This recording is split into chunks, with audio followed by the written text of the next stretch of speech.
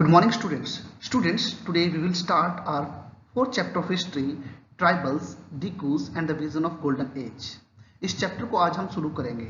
इस चैप्टर में हम ट्राइबल्स के बारे में देखेंगे और डिकूज जो उन्होंने यहाँ पर क्लासिफाई किए हैं, या आप कह सकते हो डिकूज के बारे में यहाँ पर जो वर्णन किया गया है उसके बारे में डिस्कस करेंगे कि डिकूज होता क्या है और किस गोल्डन एज के बारे में वो डिस्कस कर रहे हैं। इन सब चीज़ों को हम यहाँ पर डिस्कस करेंगे।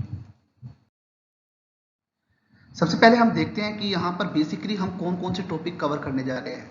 First of all we will give the introduction of the chapter, जहाँ पर हम देखेंगे कि ट्राइबल पीपल होते क्या हैं, उनका क्या डिफरेंस नॉर्मल पीपल से होता है, मीन्स इनको ट्राइबल पीपल क्यों कहा गया है, सेटल्ड जो पीपल है उनसे उनका क्या डिफरेंस है, इन सब चीज़ों के बारे में डिस्कस करेंगे।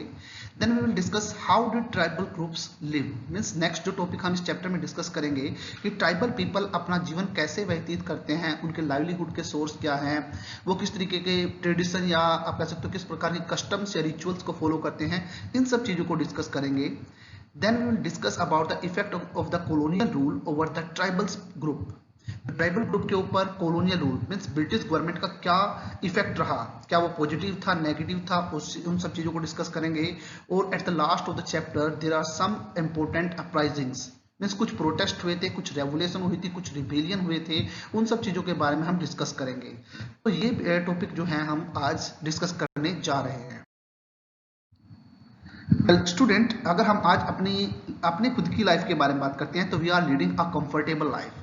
हम सिटीज में रहते हैं, हर एक प्रकार की फैसिलिटीज हम यूज करते हैं, हर एक प्रकार की आप कह सकते हो कंफर्ट जोन जो है वो हमारे लिए बना हुआ है, और आप कह सकते हो उन फैसिलिटीज को या उन कंफर्ट जोन्स को हम यूज करते हैं और एक कंफर्टेबल लाइफ जो है वो बिता रहे हैं। But students, do you know there are some people who still live in forest. क्या आपको पता है आज भी हमारे इंडिया में ऐसे व्यक्ति हैं जो फॉरेस्ट में रहते हैं, उनको क्या ये फैसिलिटी मिलती है? नहीं मिलती। तो वो किस प्रकार से अपना जीवन व्यतीत करते हैं और उन व्यक्तियों को कहा क्या जाता है, इन सब चीजों को हम इस चैप्टर में डिस्कस करने जा रहे हैं। तो these are known as a tribal people. ये कौन है? वो है ट्राइबल पीपल। ट्राइबल पीपल ऐसे व्यक्ति हैं जो क्या कहाँ रहते हैं? जंगलों में रहते हैं। जो सोसाइटी की जो मेन स्ट्रीम होती है ना, उससे बिल्कुल डिफरेंट है, उससे बिल्कुल अलग है। अपने आप को उन्होंने बिल्कुल कट कर रखा है। उनका खुद का जीवन जीने का तरीका, उनका रिचुअल्स, उनकी कस्टम्स, उनके लाइवलीहुड के सोर्स बिल्कुल टोटली डिफरेंट है। वो एक तरीके से हमारी मेन सोसाइटी के चैनल से बिल्कुल ही डिफरेंट है। So well, in this chapter we will study about some tribes of our country. हमारी कंट्री के अंदर कौन कौन सी ट्राइब हैं उनके बारे में डिस्कस करेंगे, और उन्होंने डिकूज के खिलाफ जो स्ट्रगल किया था। अब यहाँ पर डिकूज का मतलब है जो कि उन कबीलों से बिल्कुल आप कह सकते हो आउटसाइडर है। तो आउटसाइडर के लिए यहाँ पर डिकूज वर्ड यूज किया गया है। तो देखते हैं कि इस चैप्टर में डिकूज का के लिए जो आउटसाइडर हैं वो डिकूज कौन से हैं, उनको देखेंगे। तो इस चैप्टर में हम डिस्कस जो करेंगे वो करेंगे कि हमारे इंडिया के अंदर कौन कौन से ट्राइबल ग्रुप रहते हैं, उन्होंने किस प्रकार के प्रोटेस्ट किए थे डिकूज के खिलाफ। तो इन सब चीजों को हम इस चैप्टर में डिस्कस करने जा रहे हैं। तो सबसे पहले हम एक इम्पोर्टेंट ट्राइबल पर्सन है जो कि एक इम्पोर्टेंट ट्राइबल एक तरीके से लीडर रहा है, बिरसा मुंडा, उसके बारे में जान लेते हैं।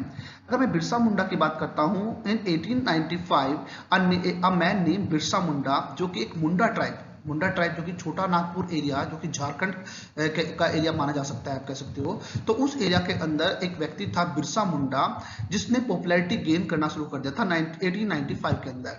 बहुत सारे व्यक्ति का मानना था कि उसके अंदर कुछ मैजिकल पावर्स हैं, he had some magical powers, जिसकी वजह से वो डिसीजेस को ठीक कर देता है, इवन अनाज को डबल कर देता है या क्रॉप्स को डबल कर देता है। ऐसे कुछ उसके पास मैजिकल पावर है। इन सब चीजों के बारे में उसके बारे में आप कह सकते हो इन सब चीजों के बारे में वो फेमस था।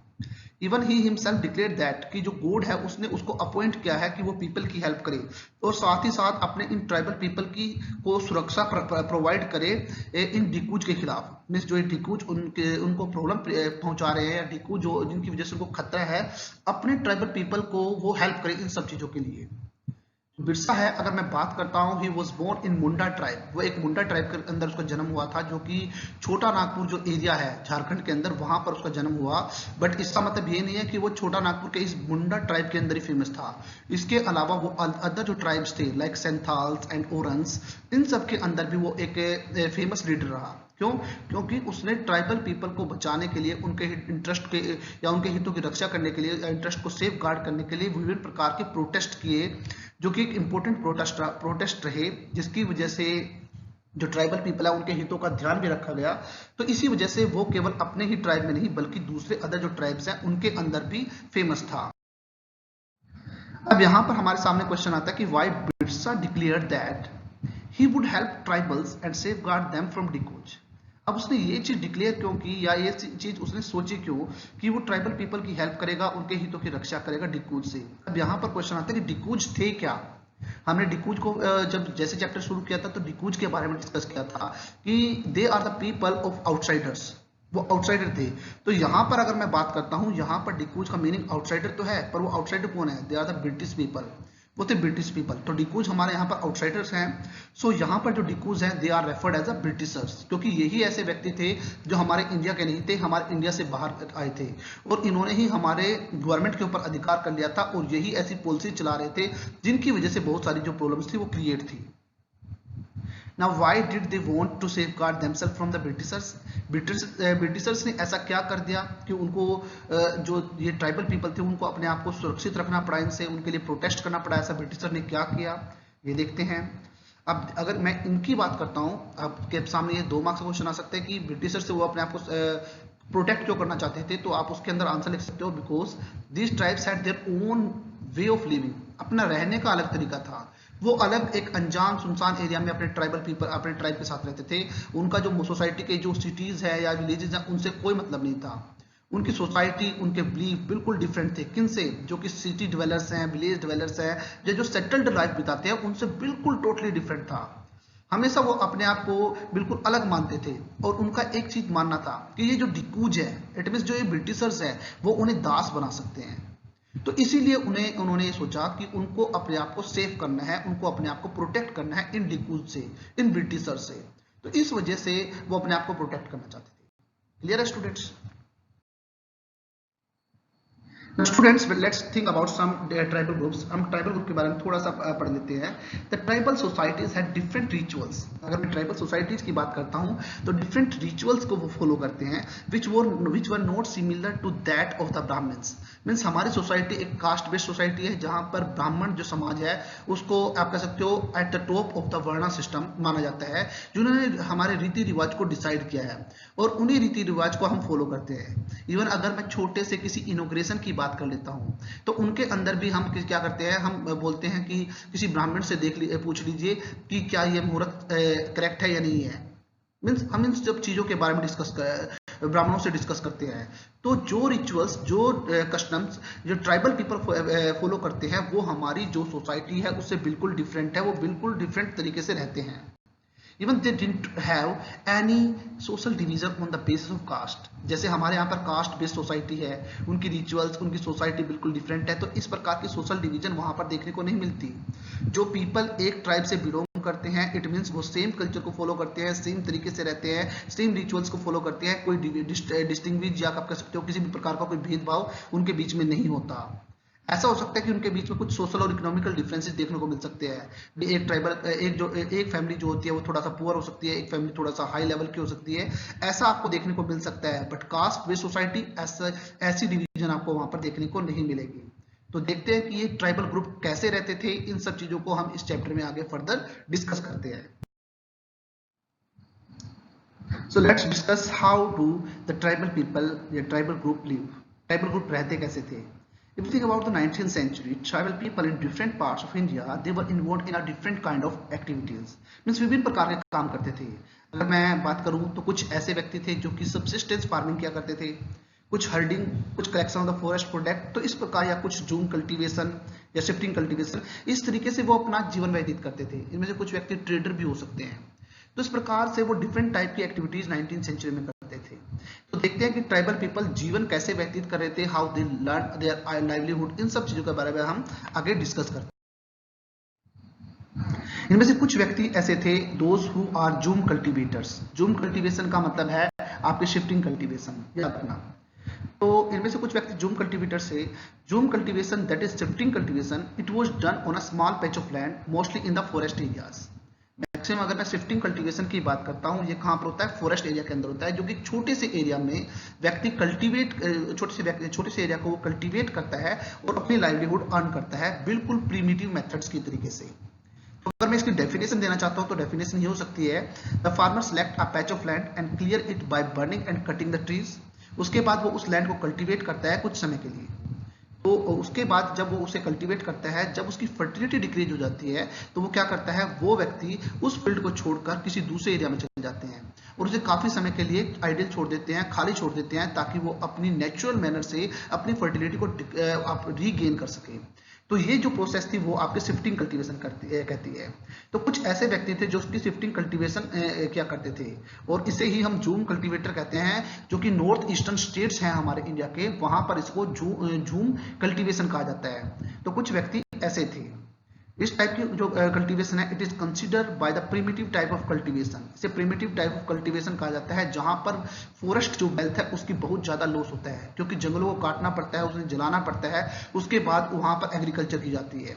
तो इस वजह से इससे फॉरेस्ट की का बहुत ज्यादा नुकसान हुआ करता था। मध्य प्रदेश के अंदर इस शिफ्टिंग कल्टीवेशन को बेवार के नाम से जाना जाता है। It's a very most important question, 1 marks, तो आपको पता होना चाहिए। और ये जूम कल्टीवेशन जो थी, वो अगर मैं बात करता हूँ, आज वर्ल्ड के मैक्सिमम बहुत सारे कंट्रीज ऐसी हैं जहां पर ट्राइबल पीपल रहते हैं, वहां पर भी होती है। ठीक है, तो इंडिया के अलग अलग पार्ट में भी होती है। तो जैसे कि नॉर्थ ईस्टर्न जो स्टेट है वहां पर से जूम कल्टीवेशन का नाम दिया गया है, तो जिस प्रकार से मध्य प्रदेश में इसको बेवार का नाम दिया गया है। तो आप इस चीज को फाइंड आउट कीजिए कि इंडिया के किस किस पार्ट में इस शिफ्टिंग कल्टीवेशन को अलग अलग नाम से जाना जाता है। कुछ जो व्यक्ति थे, they are hunters and gatherers. तो इनकी अगर मैं बात करता हूं, तो in many regions the tribal groups lived by hunting animals and gathering the forest product. वो क्या करते थे, एनिमल्स को हंट करके अपनी लाइवलीहुड अर्न करते थे, या फॉरेस्ट जो प्रोडक्ट थे उनको गैदर करके अपनी लाइवलीहुड को अर्न करते थे। उड़ीसा के अंदर खोंड्स, ये एक ऐसे थे जो कि एज ए हंटर्स और एज ए फॉरेस्ट गैदरर के रूप में अपनी लाइवलीहुड अर्न करते थे, जो कि उड़ीसा के अंदर इंपॉर्टेंट ट्राइबल पीपल हैं। They use many forest shrubs and herbs. वो किसके लिए यूज करते थे, फॉर द मेडिसिनल पर्पज, और इन सब चीजों को लोकल मार्केट में बेचकर अपनी लाइवलीहुड को अर्न करते थे। क्योंकि ये मेडिसिनल थिंग्स हैं, तो उनको वो क्या करते हैं, वो जंगलों से निकालते हैं और उनको लोकल मार्केट में जाकर बेचते हैं, जिसके माध्यम से वो कुछ अर्निंग करते हैं। बैग्यास जो कि सेंट्रल इंडिया के अंदर रहते हैं, वो इस प्रकार का कार्य करने में इच्छुक नहीं थे, दे वर रेलुक्टेंट अबाउट इट, क्योंकि वो दूसरे तरीके के काम में इसके इच्छुक नहीं थे, तो इसलिए वो इस प्रकार के काम करना पसंद करते थे। So tribal groups often needed to buy and sell in order to be able to get goods that they were not produced within their locality. अब ट्राइबल पीपल ये सब क्यों करते थे, वो इनके माध्यम से पैसा अर्न करते थे, और उनको ग्रेन्स की रिक्वायरमेंट थी, उनको आप कह सकते हो कुछ कपड़ों की भी रिक्वायरमेंट होती थी। तो अपनी उन बेसिक नेसेसिटीज को पूरा करने के लिए, जो कि उनकी लोकेलिटी में नहीं होते थे, उन सब चीजों के लिए वो पैसा अर्न करते थे और उन सब चीजों को लोकल मार्केट से परचेज करते थे। तो इस तरीके से कई बार सिचुएशन ऐसी भी हो जाती थी कि उनको ट्रेडर्स और मनी लेंडर जो है उनके ऊपर टोटली डिपेंडेंट रहना पड़ता था। और कई बार तो क्या होता था, ट्राइबल्स जो मेनली डिपेंडेंट थे उनको बार्टर सिस्टम को फॉलो करना पड़ता था। अब बार्टर सिस्टम की अगर मैं बात करता हूं, it is the exchanging of goods.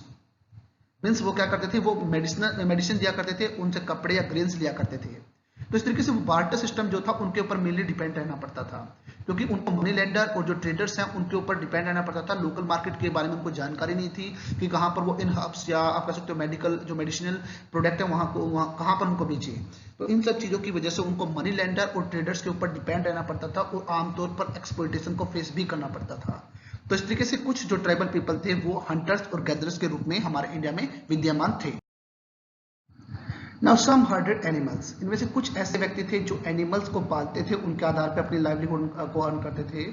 So many tribal people they lived by the herding and the rearing of animals and some gathers about forest product। तो इनके माध्यम से अपनी लाइवलीहुड को अर्न करते थे। They were the pastoralist, उनको हम pastoralist के नाम से जानते हैं, जो कि एक स्थान से दूसरे स्थान पर सीजन के अकॉर्डिंग अपने शीप कैटल जो कैटल के उनके हर्ड्स थे उनको मूव कराते थे, ताकि उनके जो आप कह सकते हो उनके लिए जो घास वगैरह है उनकी फैसिलिटी या उन सब चीज़ों की फैसिलिटी उनको प्रोवाइड हो सके। तो सीजन के आधार पे इन पास्टोरलिस्ट की मूवमेंट जो है चलती रहती थी। अगर मैं कुछ एग्जाम्पल दे देता हूँ कि जो हमारे इंडिया में विद्यमान है, जैसे कि पंजाब जो हिल्स है वहाँ पर वैन गुज्जर्स, ऐसे ही आंध्र प्रदेश के अंदर लबादीज जो कि कैटल हर्डर्स थे, ऐसे ही गद्दी सेफर्ड जो हैं वो कुल्लू के अंदर हैं जिन्हें हम गद्दी सेफर्ड्स भी कहते हैं, और ऐसे ही बैकरवास जो हैं वो जम्मू कश्मीर के अंदर जो कि गोट पालते हैं। तो इसी प्रकार के एग्जांपल्स थे जो कि एनिमल्स को पालते थे और एज ए पास्टोरलिस्ट के रूप में जीवन व्यतीत करते थे, जो एक स्थान से दूसरे स्थान पर घूमते रहते थे। उसके बाद जो ब्रिटिश पीपल थे उन्होंने ग्रेजिंग लैंड ग्रेजिंग ग्राउंड के लिए या फॉरेस्ट कुछ एक्ट बनाए गए थे, जिनके माध्यम से अब जो ये ट्राइबल पीपल थे कुछ पर्टिकुलर एरिया के अंदर अपने जानवरों को ग्रेज नहीं करा पाते थे। तो उसकी वजह से ये ट्राइबल पीपल जो थे वो असंतुष्ट थे, डिससेटिस्फाइड थे, वो उनकी वजह से उनके लाइवलीहुड के सोर्स भी आप कह सकते हो खत्म हो चुके थे। और इवन कई व्यक्तियों को तो अपने सारे के सारे जो ये हर्ड्स थे, सॉरी जो कैटल्स वगैरह थे, इन सब को बेचना पड़ा था, जिसकी वजह से उनकी लाइफ के ऊपर बैड इंपैक्ट आया। कुछ को फिर डेली वेजेज वर्कर के रूप में काम करना पड़ा। तो इसका एक बहुत बड़ा बैड इंपैक्ट था फॉरेस्ट जो एक्ट जो कि ब्रिटिश गवर्नमेंट के द्वारा बनाए गए थे। सम टुक टू सेटल्ड कल्टीवेशन। अब जो कि रिच पर्सन थे उनमें से कुछ व्यक्तियों ने क्या किया, सेटल्ड कल्टीवेशन करना शुरू कर दिया। Many tribal groups had begun to settle down instead of moving from one place to another. अब इनमें से कुछ व्यक्तियों ने क्या किया, सेटल लाइफ बितानी शुरू कर दी। अब वो खुद ही क्या करते थे, धीरे धीरे उन्होंने जमीनें परचेज कर ली और उनके ऊपर एग्रीकल्चर करने लगे और उस पर्टिकुलर एरिया के अंदर रहने लगे, जहां पर उनको एक तरीके से धीरे धीरे उस लैंड के जो राइट्स थे वो मिलने लगे थे। Few tribes such as Mundas, they are considered the clan's right over the land and assume the land to be belong to the whole clan. जैसे कि मुंडा ट्राइब की अगर मैं बात करता हूँ, ये कुछ ऐसे व्यक्ति हैं जो क्या करते हैं, ये ऐसे व्यक्ति हैं जो कि पर्टिकुलर एरिया में रहते हैं और उस एरिया का जो एरिया है वो टोटली उनके ही वंश का माना जाता है, उसके ऊपर उनका ही अधिकार माना जाता है। British officials saw settled tribal groups like the Gonds and Santals as more civilized than hunters gatherers or shifting cultivators. British people का मानना था कि जो ट्राइबल पीपल सेटल लाइफ बिताते हैं उनको वो कंट्रोल कर सकते हैं, उनको पता होता है, उनसे आप कह सकते हो रिवेन्यू भी ले सकते हैं। बट अगर वो हंटर्स और गैदरर्स या आप कह सकते हो जो कि एक स्थान से दूसरे स्थान पर घूमते रहते हैं, उनको कंट्रोल करना या उनको मैनेज करना बड़ा डिफिकल्ट था। तो ब्रिटिश ऑफिसर का ये मानना था, यही कारण था कि वो ट्राइबल पीपल को एज ए सेटल्ड व्यक्ति बनाना चाहते थे, ताकि वो उनको मैनेज कर सके, उनको कंट्रोल कर सके या उनसे रिवेन्यू वगैरह प्राप्त कर सके। Extraction of the huge revenue was also done from the tribal, and in the case of non-payment of the revenue, their lands were taken away. It became the reason of discord या आप कह सकते हो dissatisfaction।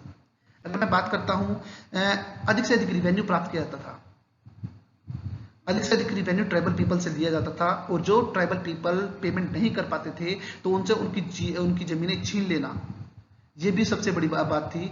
तो ये बहुत बड़ा reason था ट्राइबल पीपल का ब्रिटिश गवर्नमेंट के खिलाफ होना। ट्राइबल पीपल हमेशा मानते थे कि ब्रिटिश गवर्नमेंट उनका मिसयूज कर रहे हैं, एक्सप्लॉइट कर रहे हैं, इसीलिए वो उनको अपने आप को प्रोटेक्ट करना चाहिए। ये बहुत बड़ा रीजन था। तो ये ऐसी कुछ चीजें थी जो कि हमेशा ट्राइबल पीपल जिससे हमेशा आप कह सकते हो एक्सप्लॉइट होते रहते थे, जिनकी वजह से डिससेटिस्फाइड रहते थे। So students, how did colonial rule affect the tribal lives? Now we will discuss about this topic. उस तरीके से देखा कि किस प्रकार से जो ट्राइबल पीपल थे वो हमारे इंडिया में किस प्रकार से रहते थे। Now अब हम देखते हैं कि जब colonial रूल आया तो उनकी वजह से ट्राइबल जो लाइफ थी वो किस प्रकार से अफेक्ट हुई, उनके ऊपर क्या प्रभाव पड़ा।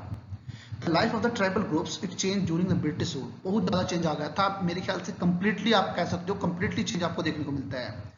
Their faiths were tried to change via the Christian missionaries. Means कुछ क्रिश्चियन मिशनरीज थे, वो क्या कर रहे थे, उनके अंदर चेंज लाने की कोशिश कर रहे थे, इवन उनका धर्म परिवर्तन की भी बात कर रहे थे। तो उनकी वजह से भी उनको प्रॉब्लम आई और कुछ लॉ बनाए गए जो कि फॉरेस्ट से रिलेटेड थे। अब अगर वो फॉरेस्ट से रिलेटेड थे तो इट मीन्स उनके जो ट्रेडिशनल राइट्स हैं उनको प्रभावित वो जरूर करेंगे। तो इस तरीके से कुछ जो लॉज ब्रिटिश गवर्नमेंट के द्वारा बनाए गए थे वो प्रभाव जो चीजें थी वो डायरेक्टली क्या करती थी, कॉलोनियल रूल ट्राइबल पीपल के को डायरेक्टली इंपैक्ट करती थी, डायरेक्टली उनके ऊपर इफेक्ट डाल रही थी, जिसकी वजह से उनके अंदर बहुत ज्यादा चेंजेस आए। तो देखते हैं कि ऐसे कौन से कॉलोनियल रूल थे जिनकी वजह से ये सब चेंजेस आए थे।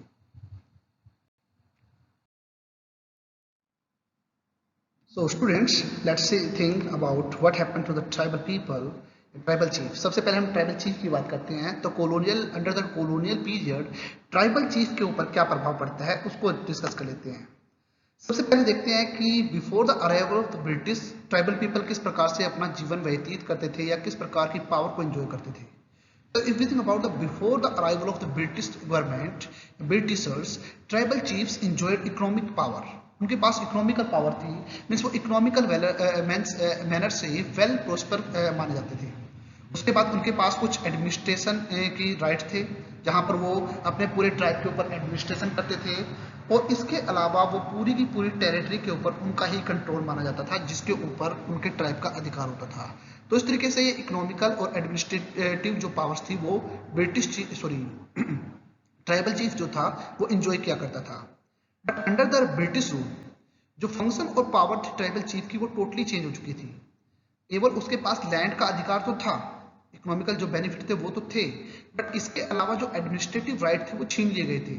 अब ब्रिटिश ऑफिसर के द्वारा जो लॉ बनाए गए थे पूरे ट्राइब को वो लॉ फॉलो करने पड़ते थे, ना कि चीफ के द्वारा जो लॉ बनाए गए जाते थे वो। अब उसकी जो एक तरीके से एडमिनिस्ट्रेटिव पावर थी वो छीन ली गई थी, अब वो उस पावर को एंजॉय नहीं कर सकता था। Rule made by British took over the authority and power which they enjoy earlier. तो इस तरीके से ब्रिटिश गवर्नमेंट के द्वारा जो रूल एंड रेगुलेशंस बनाए गए तो उसकी वजह से ब्रिटिश चीफ की जो अथॉरिटी थी, जो पावर थी, जो कि ब्रिटिश गवर्नमेंट के या ब्रिटिशर्स के आने से पहले वो एंजॉय करता था, वो अब धीरे धीरे खत्म हो चुकी थी ट्राइबल चीफ की। अब हम देखते हैं शिफ्टिंग कल्टीवेशन के साथ क्या चेंज आता है। Means what happened to the shifting cultivators. Shifting cultivators के साथ क्या चेंज आते हैं। The British were uncomfortable with the shifting cultivators as it was more easy to control a settled group. British people जो बड़े uncomfortable थे shifting cultivator के लिए, क्योंकि उनका मानना था कि अगर वो सेटल्ड ग्रुप को आप कह सकते हो कंट्रोल करना चाहते हैं तो बड़ा इजीली मैनर से कर सकते हैं। बट ये जो शिफ्टिंग कल्टीवेटर्स हैं जो एक स्थान से दूसरे स्थान पर घूमते रहते हैं, इनको कंट्रोल करना इजी टास्क नहीं है, इजी काम नहीं है। क्योंकि ब्रिटिश गवर्नमेंट का एक मेन एम था कि वो रेगुलर रेवेन्यू अचीव कर सके जो कि स्टेट को मिलता रहे। ये केवल उस एरिया के अंदर मिल सकता है कि जो व्यक्ति एक तरीके से एक जगह पर सेटल टाइप बताते हैं। जो व्यक्ति ऐसे घूमते रहते हैं, जो एक स्थान से दूसरे स्थान पर मूव करते रहते हैं, ऐसे व्यक्तियों से जो रिवेन्यू सिस्टम है वो फ्लक्चुएट होता रहता है, रिवेन्यू सिस्टम उनसे उचित रूप से नहीं मिल सकता। तो ये चीज भी उनके लिए बड़ी प्रॉब्लम थी, क्योंकि वो अपने रिवेन्यू सिस्टम को एक आप कह सकते हो निश्चित करना चाहते थे कि उनको निश्चित या एक नियमित रिवेन्यू सिस्टम मिल जाना चाहिए, रिवेन्यू रिसोर्स मिल जाना चाहिए। The British effort to settle June cultivators was not very successful in the northeastern part of India as the land was not fertile enough. अब इंडिया के अंदर जो सेंट्रल पार्ट ऑफ इंडिया था वहां पर उन्होंने काफी हद तक इसके ऊपर कंट्रोल कर लिया था। बट अगर मैं नॉर्थ ईस्टर्न पार्ट की बात करता हूँ, मीन्स नागालैंड, मणिपुर, मिजोरम, अगर इन स्टेट्स की बात करता हूँ, इन स्टेट के अंदर लैंड फर्टाइल नहीं थी, तो इस वजह से जूम कल्टीवेटर को वहां पर कंट्रोल करना ईजी नहीं रहा, वहां पर वो सफल नहीं रहे जो ब्रिटिश गवर्नमेंट थी। After facing widespread protest, the British had to allow them the right to carry on shifting cultivation in some part of the forest. जब ब्रिटिश गवर्नमेंट ने इसके लिए रूल एंड रेगुलेशन बनाए तो शिफ्टिंग कल्टीवेटर्स या कह सकते हो ट्राइबल पीपल ने प्रोटेस्ट किया। अब इस प्रोटेस्ट की वजह से ब्रिटिश गवर्नमेंट को कुछ एरिया के अंदर शिफ्टिंग कल्टीवेशन के लिए एग्री करना पड़ा कि वो पर्टिकुलर इन एरियाज के अंदर शिफ्टिंग कल्टीवेशन कर सकते हैं। But in most of the central part shifting cultivation was prohibited. But India के जो सेंट्रल पार्ट की बात करता हूँ तो शिफ्टिंग कल्टीवेशन को बिल्कुल बंद कर दिया गया था, और लैंड जो थी वो पर्टिकुलर जो आप कह सकते हो कुछ फार्मर जो कि सेटल टाइप बिताते थे उनके लिए अलॉट कर दी गई थी, असाइन कर दी गई थी कि वो उस एरिया के अंदर एग्रीकल्चर कर सकते हैं। तो इस तरीके से शिफ्टिंग कल्टीवेशन की अगर मैं बात करता हूं तो जो सेंट्रल पार्ट ऑफ इंडिया था वहां से शिफ्टिंग कल्टीवेशन एक डिसकंटिन्यू कर दी गई, खत्म कर दी गई। बट नॉर्थ ईस्टर्न जो स्टेट थे वहां पर उनको अलाउ कर दिया गया था। तो ये प्रभाव जो था वो ब्रिटिश गवर्नमेंट के रूल एंड रेगुलेशन का शिफ्टिंग कल्टीवेशन के ऊपर पड़ा। Now let's think about some forest laws and their impact. कुछ फॉरेस्ट लॉज बनाए गए, उनके आधार पर उनके क्या इंपैक्ट आए थे। तो life of tribal groups it was directly connected to the forest, क्योंकि उनका लाइवलीहुड का सोर्स जो है वो फॉरेस्ट है। तो इस प्रकार से अगर फॉरेस्ट के लिए कोई भी कानून बनता है उसका डायरेक्ट इंपैक्ट ट्राइबल ग्रुप के ऊपर पड़ना संभव है। तो इस तरीके से जो ट्राइबल ग्रुप थे उनके ऊपर डायरेक्ट इंपैक्ट जो था वो उन फॉरेस्ट जो एक्ट बनाए गए या फॉरेस्ट लॉ बनाए गए उनका प्रभाव पड़ा। British extended their control over the whole forest and declared them as a state property. अब ब्रिटिश गवर्नमेंट क्या चाहती थी, जितने भी फॉरेस्ट एरिया है वो स्टेट गवर्नमेंट के अंडर आ जाना चाहिए, मींस गवर्नमेंट के अंडर आ जाना चाहिए, उनके ऊपर उनका पूर्ण रूप से कंट्रोल हो जाना चाहिए। Reserve forest were the producing timber which the British wanted, but the purpose of the cheap labour and the forest village were settled within the forest. अगर मैं रिजर्व फॉरेस्ट की बात करता हूँ, उनसे वैल्यूएबल टिम्बर उनको मिलती है। अब ब्रिटिश गवर्नमेंट चाहते थे कि उनको चीप लेबर भी मिले जो कि फॉरेस्ट एरिया के अंदर रहते हैं, तो इसीलिए वो क्या चाहते थे कि फॉरेस्ट एरिया के अंदर जो ये व्यक्ति रहते हैं वो एक सेटल्ड लाइफ बिताए, जिसकी वजह से उनको चीप लेबर भी मिल जाए, क्योंकि उनको आप कह सकते हो रेलवे ट्रैक इस्टेब्लिश करना था, रोड रोड ट्रांसपोर्ट स्टैब्लिश करना था।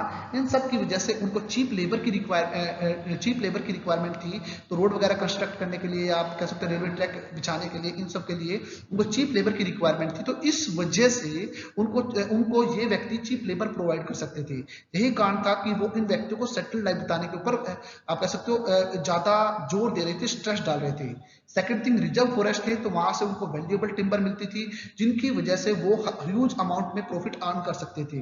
तो इसीलिए वो क्या चाहते थे कि ये व्यक्ति जो है वो इन फॉरेस्ट के अंदर ना जाएं, क्योंकि ये टिम्बर को काटते हैं, जिनकी वजह से अपनी लाइवलीहुड अर्न करते हैं। सेकंड थिंग, जो जानवरों को चराते हैं तो न्यू सैपलिंग्स जो होते हैं, जो नए पेड़ उगने होते हैं, तो वो पांव जो उनके कैटल्स के जो पांव होते हैं उनकी वजह से उखड़ जाते हैं। तो इस वजह से वो रिजर्व फॉरेस्ट में जाने के लिए उनको बैन कर देते हैं।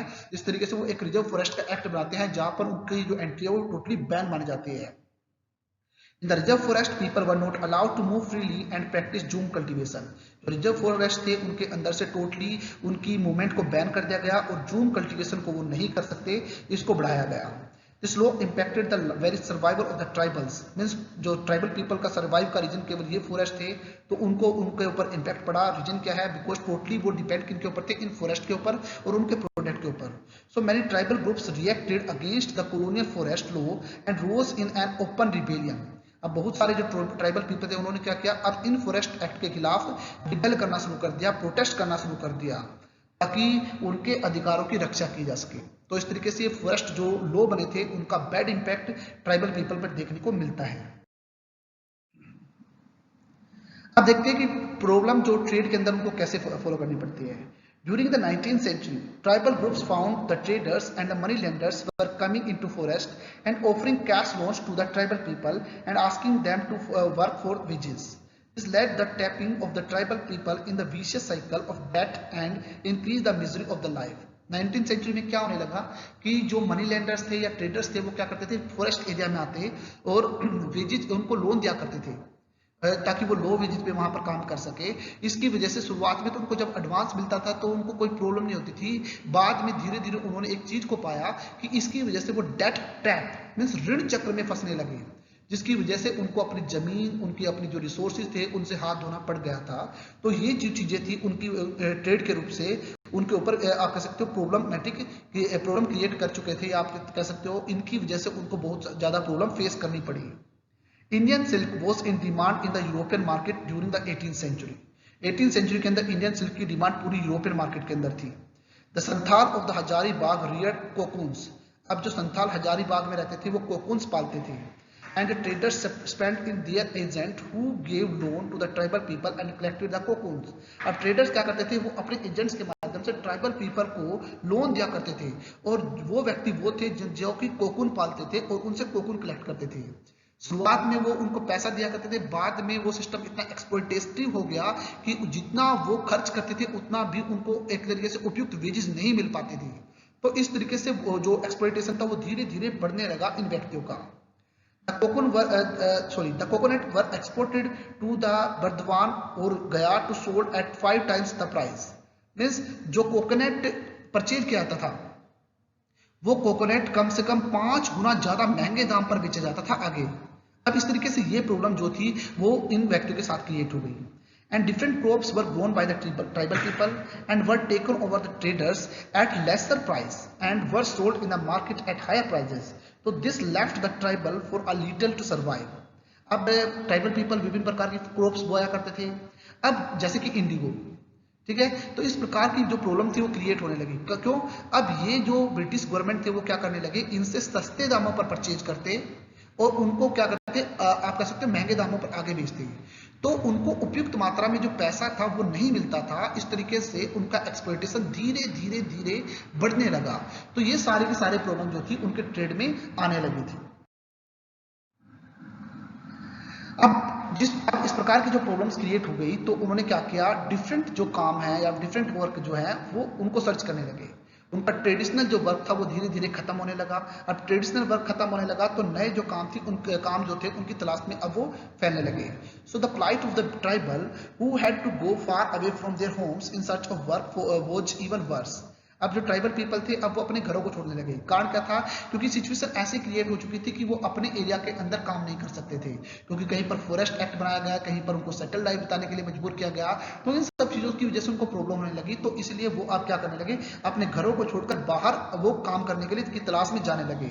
और वहां पर स्थिति और ज्यादा खराब थी, कंडीशन उनकी और ज्यादा खराब हो गई।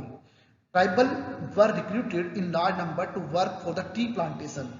अब जो ट्राइबल पीपल थे उनको टी प्लांटेशन एरिया के अंदर काम करना पड़ा, कोल माइंस के अंदर काम करना पड़ा, जहां पर वो एक कॉन्ट्रैक्टर के अंदर काम करते थे। अब कॉन्ट्रैक्टर उन्हें लो वेजेस प्रोवाइड करता था और इवन वो उस एरिया को छोड़कर अपने घर में भी नहीं जा सकते थे। इस प्रकार की प्रॉब्लम जो थी वो फेस करने लगे थे। तो इस तरीके से जो उनकी कंडीशन थी अपने घर की अपेक्षा, अब जैसे ही वो बाहर जाने लगे वहां पर कंडीशन बैड से वर्स हो गई, मीन्स और ज्यादा बदतर हो चुकी थी उनकी कंडीशन जब वो बाहर जॉब करने के लिए गए। Now let's take a closer look of the chapter.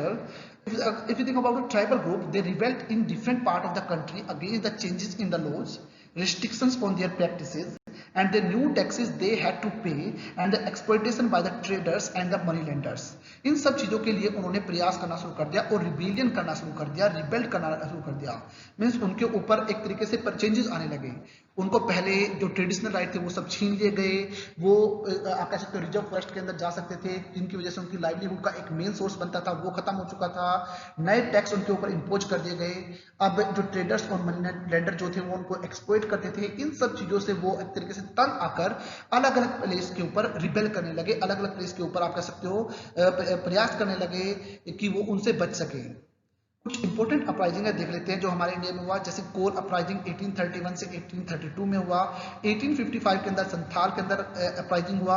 1895 से लेकर 1900 में मुंडा अपराइजिंग हुआ और बस्तर अपराइजिंग 1910 के अंदर हुआ। तो ये इंपॉर्टेंट ट्राइबल अपराइजिंग थे जो कि हमारे इंडिया में देखने को मिले थे, जो कि ट्राइबल ग्रुप ने ब्रिटिश गवर्नमेंट की इन पॉलिसीज की वजह से या अपनी स्थिति की वजह से तंग आकर ये प्रोटेस्ट किए थे। इनके अंदर हम सबसे पहले अभी यहाँ पर जो मेन इस चैप्टर में डिस्कस किया गया है वो मुंडा अपराइजिंग के बारे में है, उस चीज को देखते हैं। तो स्टार्टिंग में मैंने चैप्टर में बिरसा मुंडा के बारे में डिस्कस किया था। तो अगर मैं बिरसा मुंडा के बारे में बात करता हूं तो a movement began under the leadership of Birsa Munda, जो कि मुंडा रिबेलियन के नाम से जाने लगी। मींस बिरसा मुंडा ने की लीडरशिप में एक मूवमेंट चलाई गई जो कि मुंडा रिबेलियन के नाम से विख्यात हुई।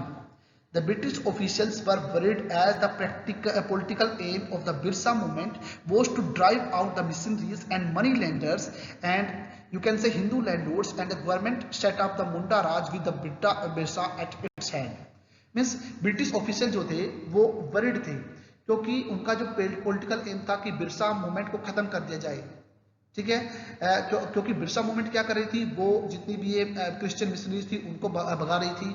मनी लैंडर जो एक्सप्लॉइटेशन करते थे उनको खत्म कर रही थी। जो लैंडलॉर्ड्स थे उनके एक्सप्लॉइटेशन को रोकने की कोशिश कर रही थी। गवर्नमेंट की जो पॉलिसीज थी उन सबको खत्म करने की कोशिश कर रही थी। वो केवल मुंडा राज क्रिएट करना चाहते थे। इन सब चीजों से ब्रिटिश ऑफिसर बहुत ज्यादा चिंतित थे, तो इन वजह से उनको प्रॉब्लम थी। 1895 के अंदर बिरसा मुंडा जो थे उनको अरेस्ट कर लिया गया, but he was release in 1897 and उसके बाद उन्होंने क्या किया, वो धीरे धीरे एक गांव से दूसरे गांव में घूमने लगे और वहां पर लोगों की सपोर्ट प्राप्त करने लगे। जहां पर उन्होंने कहा, वो हमेशा डिमांड करते थे पीपल से कि इस रावण, यहाँ पर रावण का मतलब है ये डिकूज, इट मीन्स यूरोपियन, इन यूरोपियन पीपल को खत्म कर दिया जाए और उसकी लीडरशिप में मुंडा राज या कह सकते हो ट्राइबल पीपल का जो ये राज है वो क्रिएट होना चाहिए। इस तरीके से वो इसका प्रचार प्रसार करने लगे। बट 1900 के अंदर बिरसा मुंडा जो थे कोलारा की वजह से डाइड हो गए। उसके बाद ये मूवमेंट जो थी वो धीरे धीरे खत्म होने लगी, धीरे धीरे ये मूवमेंट खत्म हो चुकी। Student, now we will discuss about the effect of the uprising. इस अपराइजिंग के इफेक्ट क्या पड़ते हैं उन सब चीजों को देख लेते हैं। इसके इम्पैक्ट जो थे वो थोड़े से बेनिफिशियल रहे ट्राइबल पीपल के लिए। For the colonial government to make laws so that the land of the tribals could not be taken away easily by the Jews. अब इसकी वजह से कॉलोनियल गवर्नमेंट के जो लॉज थे उनको उसमें परिवर्तन करना पड़ा। ट्राइबल पीपल की जो लैंड है वो डिकूज या आउटसाइडर ना ले सके, ऐसे कुछ रूल बनाए गए ताकि ये व्यक्ति उनको एक्सप्लॉइट ना कर सके, ये व्यक्ति उनको लैंड से वंचित ना कर सके। ऐसे कुछ लॉज जो हैं वो क्रिएट किए गए। It showed the capacity of the tribal people. अब सेकंड थिंग जो थी, जो सेकंड इंपॉर्टेंट थिंग थी, इससे ट्राइबल पीपल की कैपेसिटी का पता चल गया कि वो प्रोटेस्ट कर सकते हैं, वो इनजस्टिस के खिलाफ प्रोटेस्ट कर सकते हैं, अपने एंगर को जता सकते हैं। वो इनके माध्यम से, वो अपने खुद के नए मेथड के माध्यम से या सिंबल्स के माध्यम से वो गवर्नमेंट को घुटनों पे टिका सकते हैं कि उनके साथ जो एक्सप्लॉयटेशन हो रहा है उनको भी हटाया जा सकता है, उनको भी रोका जा सकता है। तो ट्राइबल पीपल भी इसके खिलाफ अपराइज कर सकते हैं, प्रोटेस्ट कर सकते हैं। उस कैपेसिटी का उनको पता चल गया था, उस स्ट्रेंथ का उनको पता चल गया था। तो ये इफेक्ट जो थे वो धीरे धीरे फैलने लगे। इस तरीके से जिस प्रकार का एक्सप्लॉयटेशन ट्राइबल पीपल के साथ होता था, सबसे पहले तो उस एक्सप्लॉयटेशन को धीरे धीरे बंद किया गया। सेकंड थिंग, ट्राइबल पीपल को पता चला कि वो अपराइजिंग कर सकते हैं, उनके अंदर इतना साहस है कि वो गवर्नमेंट की इन पॉलिसीज के खिलाफ प्रोटेस्ट कर सकते हैं जो इनके हितों को छीन लेती हैं। तो इन सब चीजों के बारे में आप कह सकते हो ये जो इफेक्ट था ये पूरे के पूरे ट्राइबल ग्रुप्स में देखने को मिला। So student, I hope everything is clear to all of you. So I'll see you in the next video. Thank you. Have a nice day.